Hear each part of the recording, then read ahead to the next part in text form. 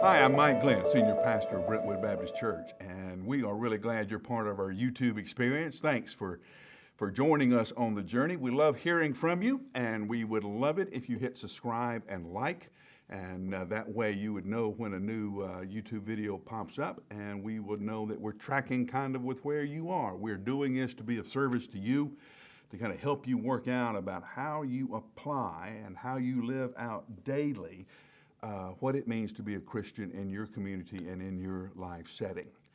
I don't know about you, but 2020 has been quite a disappointment. Now, remember, January and February of 2020 started out pretty well. I don't know if you can remember that far back. And then, well, if you're in Nashville, in March, the tornadoes hit.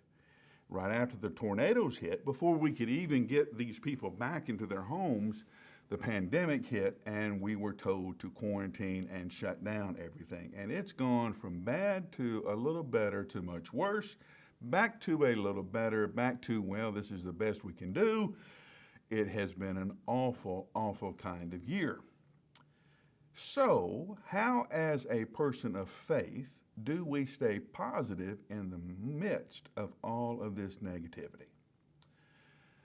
Well, first of all, let's remember that staying positive is not the goal, okay? Staying faithful is the goal. Things come, things go. Things work out, things don't work out. That's the world we live in, and that's the life we live. However, we always know that God is working toward His kingdom purposes, and He is working toward keeping every promise He's made. He is working toward completing the future that He has promised we will be part of. So on our worst day, we are always confident that God is being faithful to us and to the promises He has made to us. Circumstances do not change that. Situations do not change that, regardless of the circumstance you find yourself in. So if you're in one of those messes, let's say it's a mess that you caused. Let's say you are now going through the consequences of some bad decisions. You made some dumb moves and now you're paying for them. Now, the typical approach, at least for me, would be to spend several days beating myself up. You're an idiot. You're so stupid. You knew better than that. Why did you do that? On and on and on and on. That accomplishes nothing. The faithful person says, Jesus, I made a mistake. I did what I wasn't supposed to do. I didn't do what I was supposed to do, and now I am going through the consequences of those decisions. Help me learn. See, it's not a failure unless you fail to learn anything from it. Sometimes your best education can happen after a failure, after a mistake.